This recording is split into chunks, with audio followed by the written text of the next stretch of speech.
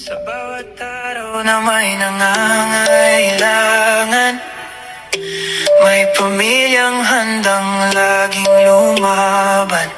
Si Kuya Val Santos matubang ang ama. Hello mga kalingap! Welcome back to my YouTube channel. Magandang araw po sa lahat sa amanda ko kayo ng mundo naroroon ngayon. At ito nga guys, no, panibagong reaction tayo mga kalingap dito sa mga bali-balita, no? At sa mga ka-Idsay dyan, no? Idsay supporters, no? At dito nga po, nagsalita na po si Kalingap Edo, no? Nandoon ba si Beyonce? Ano ba yung sinabi dito ni Kalingap Edo mga kalingap sa kanyang kaarawan? Or nung desperas ng kanyang kaarawan mga kalingap. So bago natin simulan ito, magsha-shoutout muna tayo sa ating founder, Kuya Val Santos Matubang, Ate Edna Vlogs, Kalingap Rab, at sa lahat po ng mga nasa landing pad, Ambassador, Deputy, mga Kalingap Scouters. Mega love shoutout po sa inyong lahat. Ganoon din po sa mga OFW, yung mga nandiyan po sa Pilipinas, mga sponsor, mga legit reactor po na nandito sa Kalingap, especially po sa Kamori, Bios, Karipa, Strikers, Watchers. Shoutout po sa inyong lahat. Ito mga kalingap, no, mayroon tayong clip video na nakuha po dito kay Kuya Val Santos Matubang. At dito nga po, no, pumunta dyan yung mga supporters po ni Kalingap Edo. Hindi natin alam kung ito ba ay supporters din ni Beyonce. Kasi nga ay itong mga grupo na ito ay doon kila JP Tumuloy, no? At parang may galit po dito kay Dr. Lab at sinabihan nga si Dr. Lab na sinungaling daw di umano. At dito nga, no, pinag-ayos po ni Kuya Val at ni Kalingap Edo. Si Kalingap Edo mismo nagsalita rin po mga kalingap. At kagabi nga mga kalingap ay 'di ba, nag-party or nag-celebrate simpleng celebration ng kaarawan ni Kalingap Edo at may mga lumalabas na mga picture na ni Bibi Beyonce mga kalingap. Ayan nga, nakita nyo naman, no?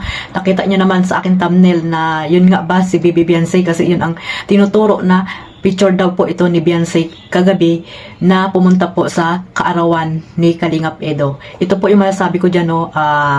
Hindi naman siguro magiging kompleto ang kaarawan ni Papa Eds kung hindi pupunta itong si Beyonce mga kalingap. Pero abangan natin, no, sa upload ni Kalingap Rab.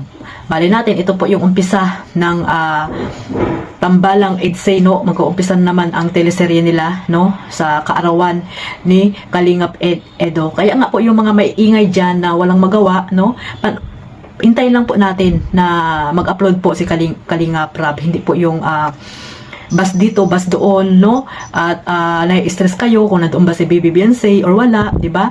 Pati yung swimming nila ngayon ay talagang pinag-iisipan nyo pa kung nandoon ba si Beyonce. Kailan ba sumama si Beyonce sa mga ganap ni Kalingap Edo with mga ano niya, mga beneficiary niya, 'di ba? Hindi naman sumasama diyan si Beyonce dahil bawal nga po mga kalingap, no? Kung iba-vlog po ito ni Kalingap Edo ay hindi niya po masasama si Beyonce. So hindi niyo rin po makikita, 'di ba? Kaya wag na po kayo magtanong or mag-isip kung kasama ba doon si Beyonce mga kalingap.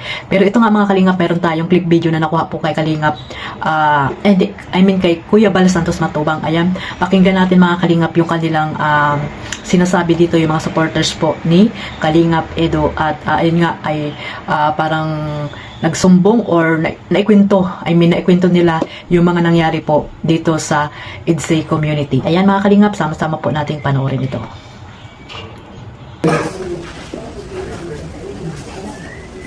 Parang may nagtik sa akin na marigura ko kayo. Sabi ni Dr. Lab, meron daw ting na group pupunta rito sa Muso. Sumbong nga daw, gusto ipatanggal si Dr. Lab. Kayo pala yun? Ha? Hindi ko namin nagsusupport. Hindi ko namin nagsusupport sa inyo. Ang alam po namin, yung i-clear lang po na, yung paratang po sa amin na kami antay. Yun lang po ang gusto namin. Bakit kayo naging ni Dr. Lab, nakalaban kayo? Kung kami man po ay ganun, hindi kami para pumunta dito. Yan nga. Saka talaga po kami solid LC kami. Ako tagal na po. Nakasama po talaga. Bakit kayo ni Dr. Lab? Hindi po alam eh. Nag-upisa daw po yun sa amin. Ano sa bukas ko yun, diba? Tagaytay kami. Opo, tagaytay ko. Yung tagaytay no? Wala si Dr. Lab doon. GP lang sa kasi AIDS ang ano. Ayun po, pag nabasa niyo po yung Normal. sa mga inawan niyo po po. Doon yun. Ano siya Kaso mula? nga po dinadamay niyo po kami. Kinamay kayo? Pero wala namang kami lahat na. Hindi po kami nagsalita. Hindi po kami nag-comment dyan. Ang itinaano lang po sa amin na sinira daw po namin yung plano sa Manila. Mali po dito. Hindi po yung ulit yung parali. Dito yan. Basta wala pa po ngayon sa Manila. Kaya lang trunk lang yung sinasabi nila. Pero yan hindi mo kasama sa ano? Nagpa-prank po sila. Sabi nila, Ano yun, yung yati? pero ang totoo po na sa kanila na po kami noon. Nagprat na pala kayo. Nauna pa nga kami doon. Ba't nagprat kayo? Ito rin kayo? Ano yan? Kapita daw. Yung photo. Ito rin man yan. Pabili ka na doon Ito talaga. na si Dr. Lab. Galing. Oo. Ito pala ninyo. Hindi po si ito po siya kasi si Tia nag-prank po. Galing ka rin Dr. Lab kay GP at ulit-ulit na ito. Hindi nagpaalam. Serious talaga yun. Tapos sinakalag na kanya mga alam natin. Bakit? Hindi po kami nag- Kasi may chat daw din sa inyo sa grupo nyo na ano. Ayan na po, bakita niya po. Kami, kasi ang GC lang po namin, yung Tres Maria, yung pong yung kasama po yung mag-asawa ni Ilan kayo? Yung Edsi in Tagaytay. Tatlo lang po, Tres Tatlo Maria. lang. Kaya po Tres Maria. Marami rin kayo sa grupo nyo. At saka yung Edsi Marathoners. Marathoners lang po yun. Nakita na po ni Kuya, ano, Marathoners lang po yun talaga. So, i-confirm ko lang. Doon po sa Marathoners, kasama po doon si Mrs. Lang. Yun. So, yun pong paratang sa inyo na patanggal si Dr. Lab. Mali pala yun. Wala po yun. Wala po. Susugal ko ang pamilya ko. Hindi na. Tres Marias daw yun. Tres Marias daw yun. Ako sasabihin pa niya, lagot kami kay Lady, matachap-chap daw kami. Ayari kayo. Taga Cebu yun. Tatawagan daw kami. Tawagan daw kami. Bakit may nambag ba sa amin kahit 5? Wala sinambag kahit 5 kaya hindi wala sa krapon. So, ano po masabi niyo kay Dr. Lab? Sinungaling siya daw, sa Kuya Bal. Sinungaling ka daw. Ay, Ha? last na transit mag-usap-usap para Kaya nga ni. malinaw. Birthday mo bukas tapos may problema. Baka magkagulo din. Ito, birthday ni Ido bukas oh. Oh. Ayusin yung problema ha. Bukas ayusin yung problema. Ayoko na nagkakagulo sa ating dito sa Kalingap. Sama. Oh. So mga kalingap, hindi pa po nakasubscribe kay Kuya Bal Santos Matubang, ayan, mapapanood nyo po dyan yung ilang upload niya, no? Noong kaarawan po ni Kalingap Edo. Ito po ay yung simula pa lang po nung mga, nung ganap na kaarawan ni Kalingap Edo. Hindi pa talaga yung talagang programa nila, kung may program bang nangyari mga Kalingap. Sabi nga ni Kalingap, ay pinasabi nga natin, no? Abangan natin yung upload ni Kalingap Rab. At syempre, sabi ko nga, hindi naman kompleto ang birthday ni Kalingap Edo kung wala po si Baby Beyonce mga Kalingap. At alam natin na tuloy-tuloy pa rin po yan. Maging positive lang po tayo mga supporters ng EDSA dyan, no? Huwag po kayo masyadong ini-stress yung sarili nyo para lamang sabihin nyo na wala doon si Beyonce, no? Pero para sa akin, nandoon po si Baby Beyonce. Kasi hindi naman mabubuo ang kaarawan ni Kalingap Edo kung wala si Beyonce. At alam natin na dyan po ay mapapanood natin silang dalawa sa upload ni Kalingap Rab. No? Hindi pwedeng hindi mawala dyan si Beyonce mga Kalingap. No? Yung mga supporters at totoong nagmamahal dyan sa EDSA, sana po ay positive lang lagi. Think positive lang lagi. No? Huwag po kayong kung ano-ano yung mga iniisip nyo. Mag-focus po kayo sa pagmamaraton para hindi po kayo nai-stress mga Kalingap. Abangan po natin yung tambalang EDSA dito kay Kalingap Rab. Noong kaarawan ni Kalingap Edo, alam natin na mayroon may upload dyan si Kalingap Rab, no? Kaya yan lang yung abangan nyo. At ito nga mga Kalingap na ano nyo naman, no, napanood nyo naman yung clip video na nakuha ko po kay Kuya Bal Santos Matubang. At ayan nga, no, yan pala yung mga kaaway ni Dr. Lab. Magdadaganan ka niyan, Dr. Lab, pambihira ka talaga, mga babae pa yung mga kaaway mo. Pero alam nyo mga Kalingap, may nakita akong video na okay na po, no? Okay na nga daw at nag-live na rin si Kuya Bal na okay na nga daw po si Dr. Lab at yung Tres Marias mga Kalingap. At dito nga naman sa Kalingap, bawal yung awayan, no? Mga balat sibuyas, bawal po dito. Katulad yan, sabi ni Kalingap Edo na ayaw niya nang magulo dito sa community ng Kalingap, lalo na po sa community ng EDSA. Kaya ayan, sabi niya ay magbati, no, sa kaarawan niya. Yung siyempre, yung gabi na yon ay nagkita-kita sila.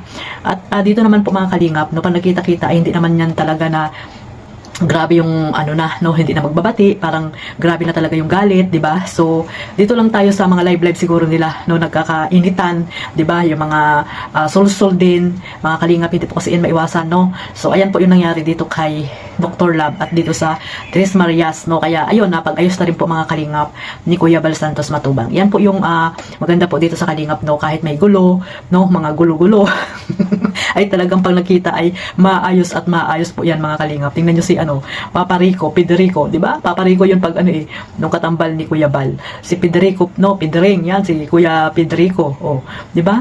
Kung kaano yan, balahurain ang EDSA at si Kuya Bal. Pero, tingnan nyo, pumunta ng daet, ano nangyari, di ba? So, bati rin, di ba? So, huwag po natin seryosohin, kaya sabi ko sa inyo, huwag natin siniseryoso yung mga napanood nyo dahil minsan content, at minsan yun nga, nagagalit lamang para may content. may makontent, di ba?